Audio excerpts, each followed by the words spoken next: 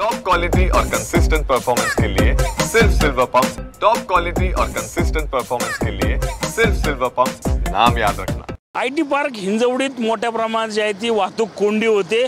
त्याच वाहतूक कोंडीच्या चौकात आपण आहोत। आता आपण पाहू शकतो की हिंजवडीमधील हा लक्ष्मी चौक आहे।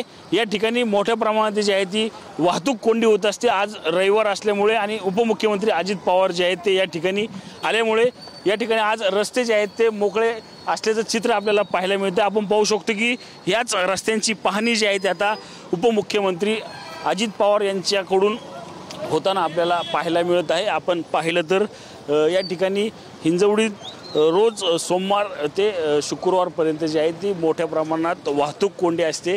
त्या वाहतूक कोंडीचा फटका जो आहे तो मोठ्या प्रमाणात ITNsला या ठिकाणी बसत असतो।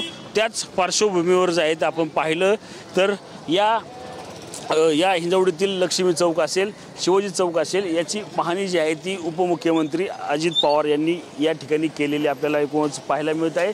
अजित पवारांच्या या दौऱ्यानंतर हिंजवडीमधील ही वाहतूक कोंडी सुटणार का, आता हेच पाहणं या ठिकाणी आता महत्त्वाचं राहणार आहे।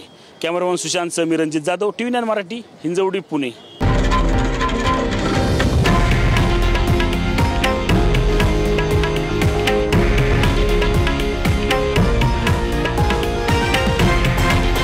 हे आहे देशातील नंबर 1 न्यूज नेटवर्क आणि आपण पाहत आहात TV9 मराठी, एकमेव।